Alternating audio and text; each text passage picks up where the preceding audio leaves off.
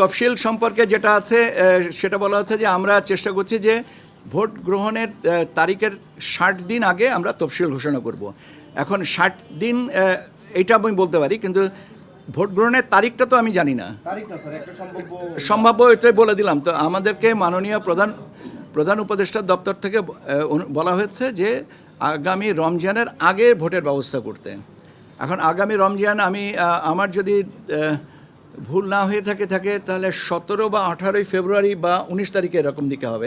কাজে আপনি ওইভাবে হিসাব করে নিতে পারেন। আমাদেরও হিসাবটা 17 কি 18, আবার রমজানের সাথে তো চাঁদ দেখার ব্যাপার আছে। কাজে এই মুহূর্তে তো কত তারিখে চাঁদ দেখবো এটা তো বলতে পারছি না। আমাদের এই কর্মপরিকল্পনাটাই আমরা 24টা অংশে ভাগ করে আমরা দেখেছি। তার একটা হচ্ছে অংশীজনের সাথে সংলাপ। এটা আমরা শুরু করার ইচ্ছা আছে আমাদের সেপ্টেম্বরের শেষাংশ থেকে। আমরা 1 থেকে 1.5 মাস সময় নিব। এটার সাথে সুশীল সমাজ, রাজনৈতিক দলের প্রতিনিধি, বিশ্ববিদ্যালয়ের শিক্ষক, নারী সমাজের প্রতিনিধি, ইলেকট্রনিক অ্যান্ড প্রিন্ট মিডিয়ার ব্যক্তিত্ব যারা আছেন ইত্যাদি যারা আছেন তাদেরকে সবাইয়ের সাথে আমরা এই সংলাপগুলো করব। এবং সংলাপের জন্য সময়সূচিগুলো আমরা পরবর্তীতে জানিয়ে দেব এবং আমরা তাদেরকে আনুষ্ঠানিকভাবেও আমন্ত্রণ করব। এটা আমরা সেপ্টেম্বরের শেষে থেকে শুরু করে নভেম্বরের 1 থেকে 1.5 মাসের মধ্যে আমরা কমপ্লিট করব। আপনারা জানেন যে ভোটার তালিকা এই কাজটা আমরা অনেক দিন ধরেই করছি এবং আমরা আপনাদেরকে জানিয়েছি যে আমরা 3টা ভোটার তালিকা এবার প্রকাশিত হবে এবং একটা হয়ে গেছে 2রা মার্চ, এখন আরেকটা যেটা হচ্ছে সেটা হচ্ছে 31শে অগস্ট। আর এর পরবর্তীতে আমরা 31শে অক্টোবর পর্যন্ত যাদের বয়স 18 বছর হবে তাদেরকে নিয়ে একটা ভোটার তালিকা করব, যেটা আমরা কমপ্লিট করব by the end of November. এর সাথে আছে আপনার নির্বাচন আইন বিধি সংস্কার এবং এর সাথে একটা আমরা নির্বাচন পরিচালনা বিধিমালা, নির্বাচন কর্মকর্তা বিশেষ আইন 1991 এবং নির্বাচন কমিশন সচিবালয় আইন 2009, এই 3টা এই মুহূর্তে আমাদের আইন মন্ত্রণালয়ে বিবেচনাধীন আছে। আর আমরা 2টো আইনের বিষয়, একটা বিধিমালা আর একটা আইনের খসড়া আমরা পাঠাবো, একটা আরপিও আর একটা হচ্ছে যে রাজনৈতিক দল ও প্রার্থীদের আচরণ বিধিমালা।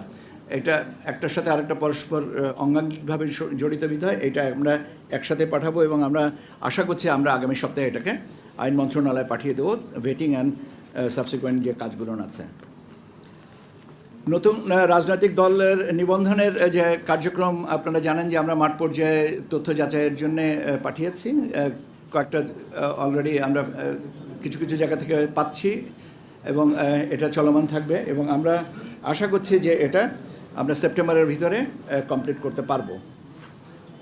সেপ্টেম্বরের ভিতরে তথ্য পাওয়ার পরে আমরা বিজ্ঞপ্তি দিয়ে তারপরে এটার বাকি কাজগুলো কমপ্লিট করব। জাতীয় সংসদের নির্বাচনী এলাকার সীমানা নির্ধারণ সংক্রান্ত যে কাজগুলো আপনারা জানেন যে গতকাল পর্যন্ত আমরা শুনানি নিয়েছি এবং কালকেও আমরা শুনানি পরবর্তীতে আরও কিছু কাজ যেগুলো আছে যুক্তি পাল্টা যুক্তি এবং সেগুলো নিয়ে আলোচনা এবং এটা নিয়ে আজকেও আবার আমরা পরবর্তীতে বসবো। আমাদের একটা ম্যানুয়াল তৈরির একটা বিষয় থাকে, নির্বাচন সংশ্লিষ্ট ম্যানুয়াল তৈরির বিষয়, এবং এই ম্যানুয়ালের আবার আরেকটা বিষয় আছে যে সমস্ত জিনিস আইন বিধি সংশোধন করানো হবে সেগুলো এতে অন্তর্ভুক্ত হবে।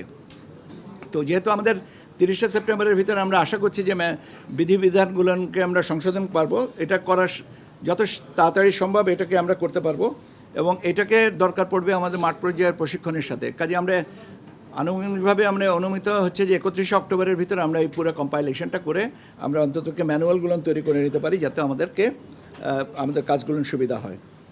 এর সাথে আমাদের আছে কিছু নির্দেশিকা, কিছু পরিচয়পত্র যেটা নির্বাচন কর্মকর্তাদের সাথে সম্পর্কিত এবং প্রশিক্ষণ যে সমস্ত আছে টিওটি, কাসকেডিং মডেলে, এই জিনিসগুলো আমরা 31শে অক্টোবরের ভিতরে সম্পন্ন করব। ব্যালট বক্স যেগুলো আছে আমাদের কিছু ব্যালট বক্স এবং তার ব্যবহারের উপযোগিতা কী পর্যায়ে আছে এগুলো অলরেডি আমরা যাচাই বাছাইয়ের জন্য আমরা মাঠ পর্যায়ে অনুরোধ করেছি এবং আমরা আশা করছি যে 30শে নভেম্বরের ভিতরে আমরা এই জিনিসটাকে কমপ্লিট করে বুঝতে পারবো যে আমাদের স্টক সাফিসিয়েন্ট আছে কিনা। আমাদের প্রাথমিক ধারণা যে আমাদের যে ব্যালট বক্স যতগুলো লাগবে আমাদের কাছে সেগুলো মজুদ আছে। বাজেটের একটা বিষয় আছে, বাজেটটা এখনও আমরা কমপ্লিট করি নাই, কারণ বাজেটের একটা বড় অংশ আছে আপনার নিরাপত্তার সাথে সম্পর্কিত, নিরাপত্তা ব্যবস্থার সাথে যারা আমাদের সহযোগী হবেন, যেমন পুলিশ, আনসার এবং অন্যান্য যে প্রতিরক্ষা বাহিনীর যারা আছেন তাদের বাজেটগুলো নিয়ে কম্পাইল করতে হবে। কাজে এটা আমি ঢালাওভাবে এইভাবে বলতে পারবো না যে এটা কিছু হচ্ছে, কত নাগাদ করা হচ্ছে। তবে স্বাভাবিকভাবে budget is a very important aspect, যত তাড়াতাড়ি সম্ভব আমরা সেটা করব। এখানে আমাদের একটা টাইমলাইন আছে, কিন্তু সেটার থেকে বড় কথা হচ্ছে যে এই টাইমলাইনের আগেই কাজগুলো গোছানোর চেষ্টাটা আমাদের আছে। ভোট কেন্দ্র স্থাপন সংক্রান্ত যে বিষয়গুলো আছে, আমরা ভোট কেন্দ্রের যে মোটামুটিভাবে আমাদের প্রাথমিকভাবে নীতিমালায় বলা ছিল যে প্রতি বুথে গড়ে 3000 প্রত্যেক কেন্দ্র এবং প্রত্যেক বুথে 500 এবং পুরুষ এবং 400 মহিলা, এই হিসাবে আমরা এটাকে আবার রিঅ্যাসেস করে দেখেছি যে 3000 ঠিক আছে, এই সংখ্যাটা ঠিক আছে প্রতি কেন্দ্রের জন্য, কিন্তু আপনার প্রতি বুথে 600 পুরুষ এবং 500 মহিলা, এই হিসাবে আমরা বুথের সংখ্যাটা পুনর্নির্ধারণের কথা চিন্তা করছি এবং সেই অনুযায়ী আমরা আশা করছি যে এই ভোট কেন্দ্রের নির্ধারণের সংখ্যাটা ঠিক হয়ে যাবে এবং এটা অন্ততপক্ষে ভোট গ্রহণের 25 থেকে 30 দিন আগে আমরা তালিকাটা প্রকাশ করে দেব। জনবল এবং প্রশাসনিক ব্যবস্থা, আপনারা জানেন যে আমরা বেশ কিছুদিন আগে, আমি জানি না আমাকে কে এক ভদ্রলোক জিজ্ঞেস করেছিলেন যে এই বদলি করা হচ্ছে এগুলো নির্বাচনের প্রস্তুতি হিসাবে কিনা। আমি বলেছিলাম যে সবটাই আমাদের নির্বাচনী প্রস্তুতির অংশ। কেন বদলি একটা চলমান প্রক্রিয়া, এটাকে নির্দিষ্টভাবে নির্বাচন কেন্দ্রিক না এটা বলার সুযোগ নেই। আমাদের কাজটাই তো নির্বাচন কেন্দ্রিক, তার কাজে যে কোনো প্রশাসনিক ব্যবস্থাটাই নির্বাচন কেন্দ্রিক হয়ে থাকে। আইন শৃঙ্খলা বিষয়ক কার্যক্রম, এই জিনিসগুলো আমরা নির্বাচনের তফসিল ঘোষণার 15 দিন আগে থেকেই কমপ্লিট করার চেষ্টা করব এবং নির্বাচনের 2 সপ্তাহ পূর্বে আমরা কেন্দ্রীয় আইন শৃঙ্খলা সংক্রান্ত যে বৈঠকগুলো কমপ্লিট করব।